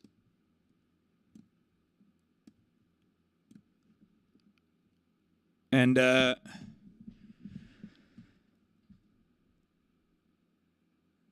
look what they expect you to give to engage in this technology at this point anyway. They want your whole identity anyway. I mean, I'm looking at OTW as he's trying to get back in. He took a little hiatus, and it's like they start him back at square one with 10 viewers, and he's got to go out and network in all these panels and do, I mean, the amount of work anyone that has any kind of passion to true spirituality is going to have to even try to garner an audience, and it's likely going to be an audience of all these. So I think we need to stop trying with that shit. You just need to speak what needs to be spoken, where it needs to be spoken. That might be when you get pulled over on the side of the road. That might be when you're out, at your friend's kid's baseball game. I don't know. Went to some stupid wedding of sorts to see someone indoctrinate themselves into enslavement, and you're, accommodating their misery, I guess, to join them on their day of departure from personal accountability into being government-regulated relationships. You're like, all right, I'm here for some purpose. I'm probably going to have to say something at some point. And you dragged my ass here, so this is your fault anyway, because you knew who I was before you invited me. So why did you invite me if you didn't expect me to be who you knew I am? You want me to show up and act at your little slave ritual and say something to comfort you? Then don't invite me. But how many people, I bet, come on here and just say shit all day in panels, but they don't do any of that in their real life or say any of that shit in their real life? I would rather be someone that does a lot more and actually is living it significantly and comes on here pretty rarely. I mean, I may be taking a little window here, which I do from time to time, and I'll speak for a few weeks, then I'll probably go silent again. And that's the better space for me anyway. I'm not trying to build some big audience on here. I don't give a fuck. I don't care. I don't want that, actually. I actually think the Most High is probably going to give me that in some capacity in the days ahead, and it's a cup I'd rather have pass. I don't want to deal with all that bandwidth and frequency. I'm willing to endure it from the sense that if that's the chosen path for me and that's the skill and talent and that's what the Most High has for me, I have to step into that with courage, just knowing that it's not about me. But that's not what I'm looking for. And I would prefer to forego that as long as possible and just hold my peace. But I'm also not going to avoid it if that's what's orchestrated and arranged. But I'm also not going to put a bunch of energy into trying to go out here and convince people they should listen to me or whatever. I have too many opportunities that, there are people sitting on the side of your road looking for a ride. And you're not willing to pick them up. They might stink your car up or leave a stain on your seat or whatever. You don't want to talk to those people. You want to talk to people. And by the way, this isn't directed at anyone. Don't take this as a personal attack or anything, OTW. I'm not putting this on you. But as a general macro type of observation, most of these people would rather come in here and they're trying to talk to people that can give them fiat notes. Like, I don't really care about the, if you're not giving, you're not living. You're not part of the process here. You got to invest into what I'm doing to justify what I'm doing to make it relevant. Is that what Jesus did? He's like, you got to pay me for my words because I'm making a storehouse out of the Most High. I got this fucking truth, and I'm selling it for $9.99 right now. And if you get it this moment, I'm going to supersize it, and I'm going to give you an extra scoop of truth right on top of your Truth Sunday. So giddy on up.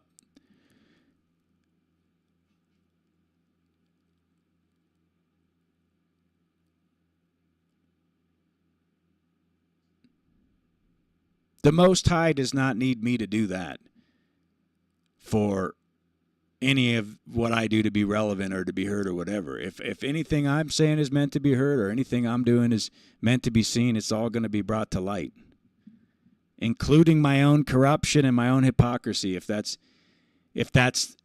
something I'm engaging in knowingly or unknowingly.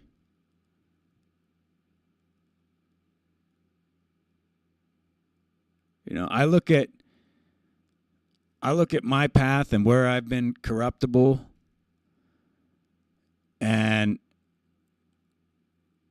I got like one thing in my mind where I did this thing where I told this person I would do something, but then they gave me the thing to do what they wanted me to do with it, and I found out it didn't work, and it wasn't something I could put my name on. And so then I didn't do it. And I told them that, and they got all upset. And I'm like, yeah, but you told me what you were bringing to me was integrity, and it wasn't. And now you want me to put my name on it because I made a commitment to you, and I'm not going to. I'm not going to follow through on that commitment because this is the same corrupt contract that this society tries to overlay on you anyway. So if I'm not going to do that in any other area of my life, I'm not going to do it with you.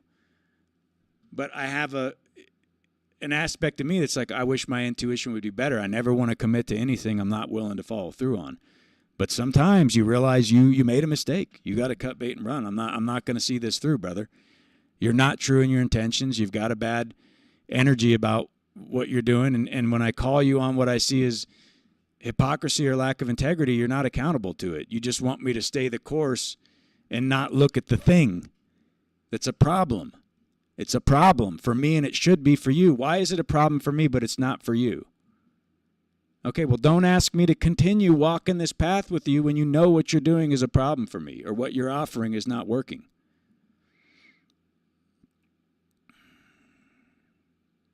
Yo, what's up, Godheart Guardian? The spirits don't have social media.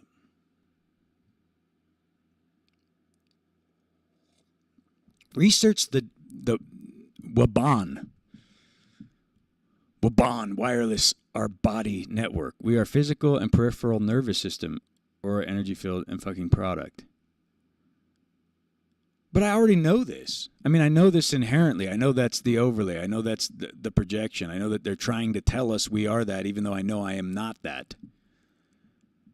But I understand that there's a capacity to me that could easily integrate with that and has the free will choice and the conductive nature energetically to hitch my wagon to whatever the fuck I want to, if that's really what I want to do.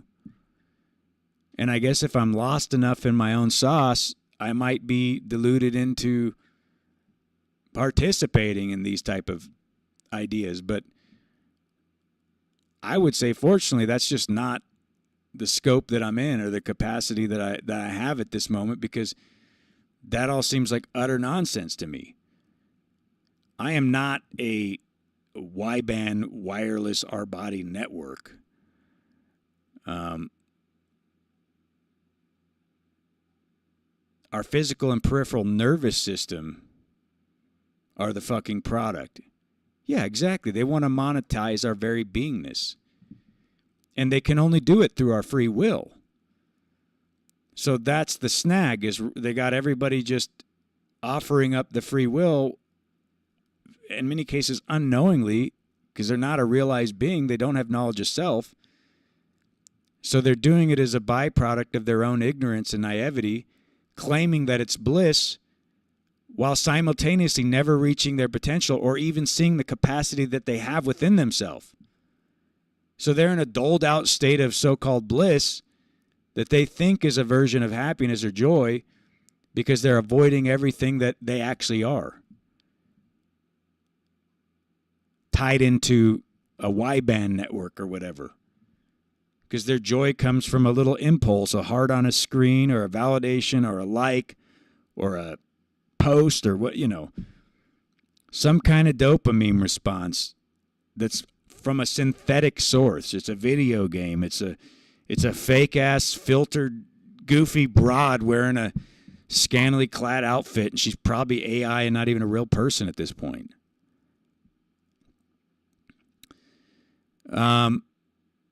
Dr. Evel says, better days ahead. I hate when I can't keep my word. Yeah, man, we've all had that conflict of where we've stepped into something we didn't know we were getting into, and we had to bow out gracefully and couldn't see it through because you made a commitment in a place of ignorance. And when you became, and this is the whole process of all this, like you may have committed to a lot of these contracts unknowingly in a state of ignorance. It's just, what do you do once you realize what's happened? And now you're accountable. Now you're in a state of knowingness, and now you realize the damage done. Are you going to continue in that path? When by your own intuition, you should know that if you engaged in a contract out of ignorance and that party knew you were ignorant, that they were the fraud. They duped you. You want to be allegiant to those people and follow through because the devil got you to sign with blood when you were bleeding out in an incapacitated state and held your hand on the paper before you even had an age accountability, or you weren't in a capacity to be accountable because you were at such a doled out ignorant state, and then they're going to condemn you for that. Hey, you were in a place of unknowingness and so naive and ignorant, and in that state you committed to and engaged in things that were less than you would otherwise do in a state of knowledge or awareness. And now because you came into knowledge and awareness through your tribulation, through your struggle, through your experience, through being humbled, through going through that fire, and then you come through and now you're supposed to be condemned by all that, and you need baby Jesus to save you at this point because you finally came to awareness that I'm not living it right. I'm not good, right, and true. I need to self-correct. I have to repent, change my direction, but I can't do it without baby Jesus coming in through my ignorance and lack of wisdom that was orchestrated by the Most High to save me from all this. I mean, this is the pathetic overlay concept that they took all these sacred texts and reorganized to give you a packaged, self-defeating concept for these times to self-limit you so you would never step into what the dude was talking about. And you wouldn't have the discernment, or if you did, it would be such a small, subtle, snuffed out light that you'd barely see the flicker, and the loud voice clanging gong in your head would be so loud that you would be distracted by that and never see the real thing.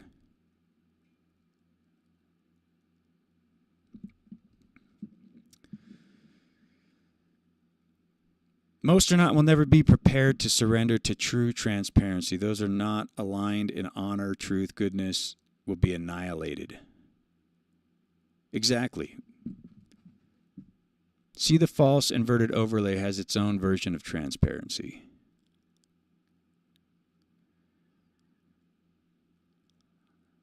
That refuses to accept responsibility. Never forget to remember.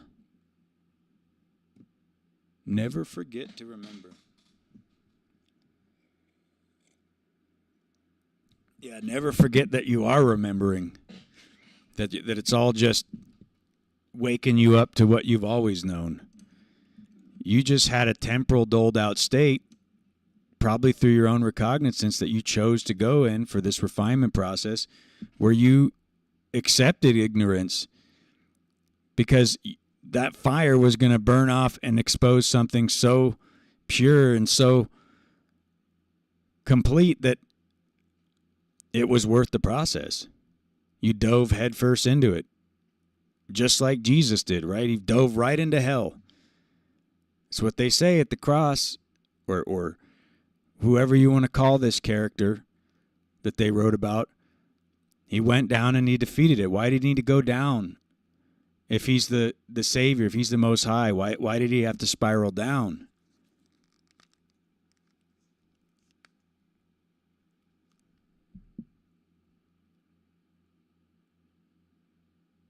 To the very bottom, to the worst aspect of self. He had to go defeat all that ignorance, defeat all that corruption, defeat all the wounds and traumas, the false conclusions, the misplaced allegiance. No stone unturned, he had to go through it all. Just like you do. Because you can't get that purity without it, without that process. As a realized being, or whatever that means, as the observer that sees the observer, that is the observer.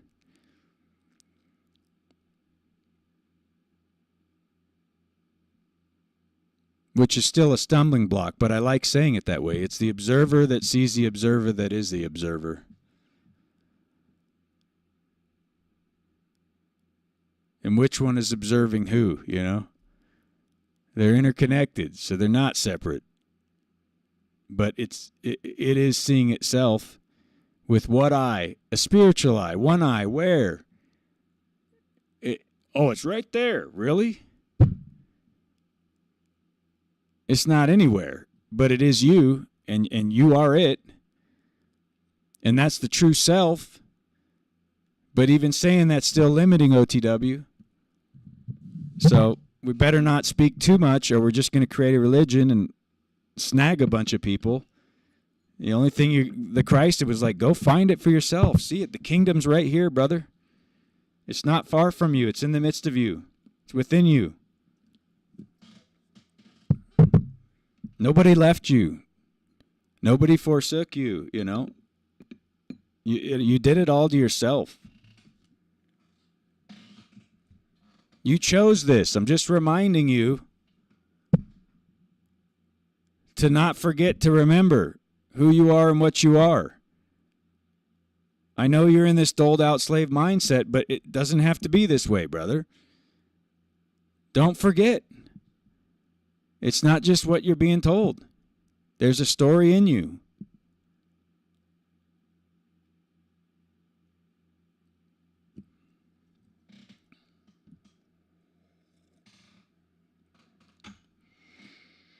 I think I'm going to roast OTW right now. How many people are in here? Do we got enough people to do an OTW roast?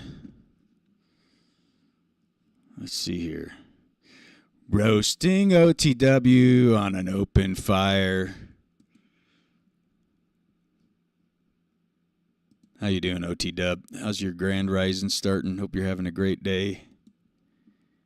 And out there traversing the panel tardverse. Let's see here. OBS doesn't show me any metrics on my streams anymore for whatever reason. Let's see if I can find it on actual YouTube.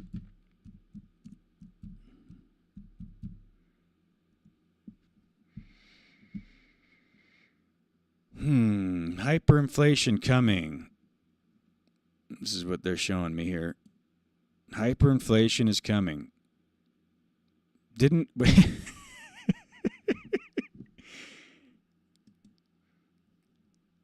Yes, get ready. It's coming. Hyperinflation.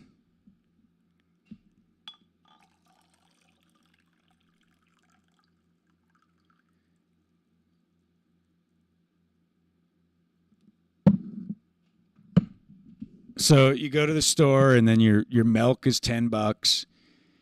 Everything's $10. That's what's next, right? Which it seems like that's already happened with a lot of things. But even the stuff that was $3 or now everything, a bottle of juice, $10.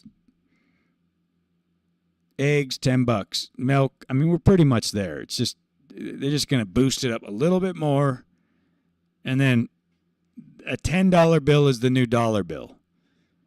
You might as well just get rid of the dollar. I mean, a $10 bill is now a dollar bill because, you know, you can go out and if you got a $10 bill, you can buy one thing. You can't get a sandwich for $10 anymore, though. You can get a sandwich that's shitty with GMO meat and, I mean, I know it's not GMO meat, but you know what I mean. It's Anunnaki fucking chicken, nasty, some kind of just sad, diseased, tortured cow that lived the most disgusting life for your supposed benefit. And they're going to charge you $17 for it. I'm not going to eat it. I'm not going to buy it. So the hyperinflation for me just makes me make better choices. I just make all my own shit now, and I source it locally, sustainably as much as possible. I do go to the expensive Whole Foods and, you know, other posh health stores to get certain things. But I'm not in there buying a bunch of these little packaged bullshit, right? I'm buying spices. I'm buying, you know, salts, sea salts. I'm buying different types of bitter herbs. I'm buying different salves and lotions. You know, what do I buy from these places? I'm buying, sometimes I'll buy grass-fed beef or whatever there. But a lot of times I do try to get local products if I can and go to the farmer's market because I genuinely get better produce there or better food, you know. And I don't want to go to that store if I don't have to. I go way more than I would like to.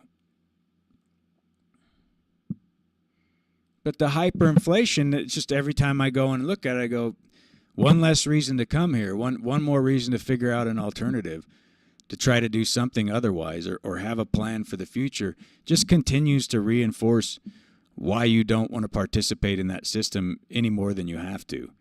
And you'd rather be more sustainable in your ways. Now, I've moved deeply into that, and I've also moved away from it for different reasons.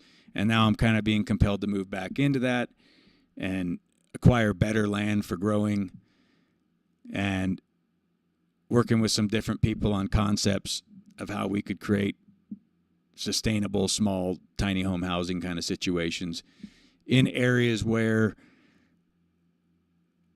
you know, maybe there's not so many eyes on what's going on so that they're not just trying to pry into all the codes and how you... There are places more conducive to this than others, right? I mean, there's places that don't have any codes, but they're usually so far from resources that then you start looking at the amount of, you know, I looked at gas yesterday, $4.27 a gallon. And that was the cheapest gas.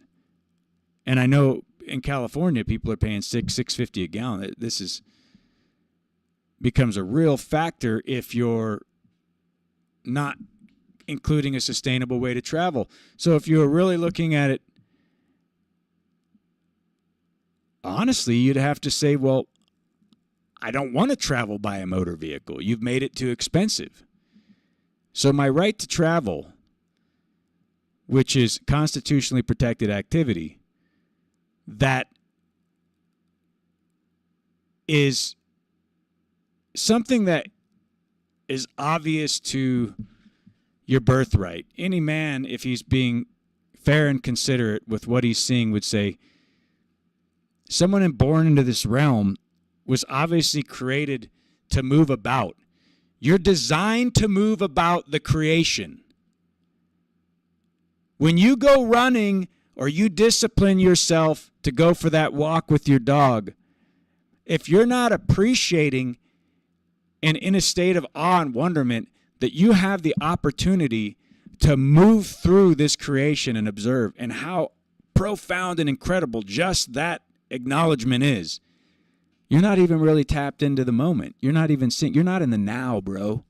Get into the fucking now, man. You get to move through the creation. You were designed to do this. This is inherent to your beingness, to move about the creation.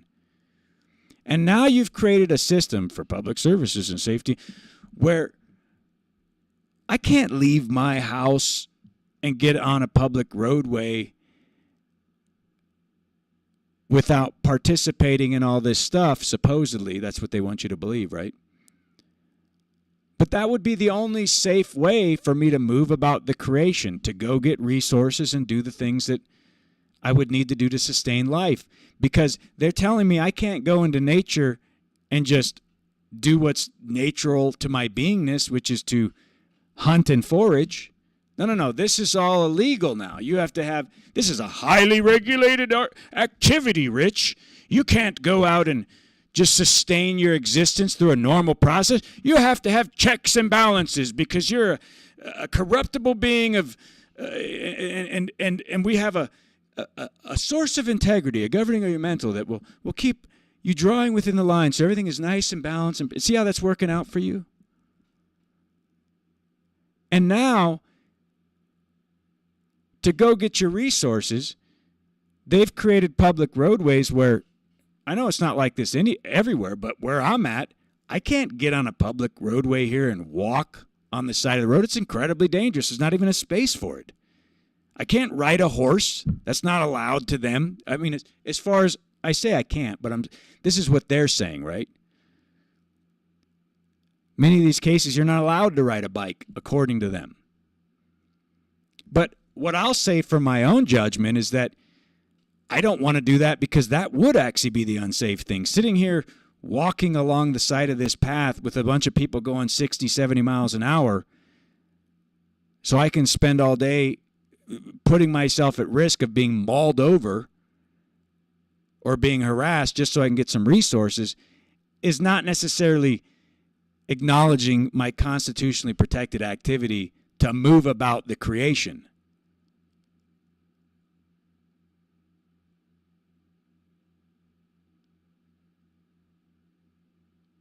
You know, and I think it should be framed up that way in some of this communication so that you can see this whole idea of right to travel. Where it's not that they've created a system that makes it impossible for you to do what's inherent to your beingness without being subject to their taxation and their corruption, unless you see the solution to all that, right?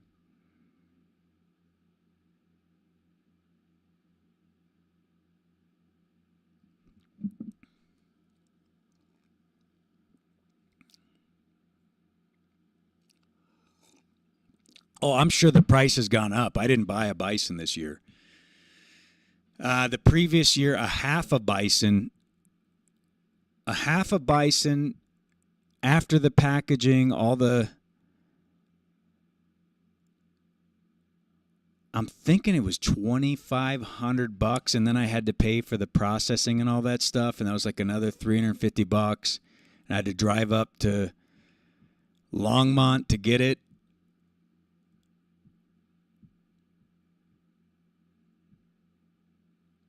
But I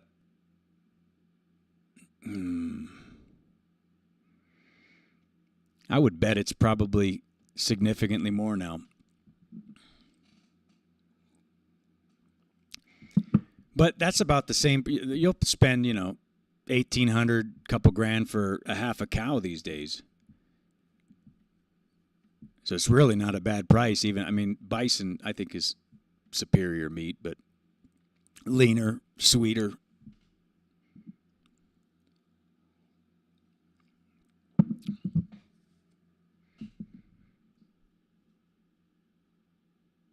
You tell me he's considering vegan.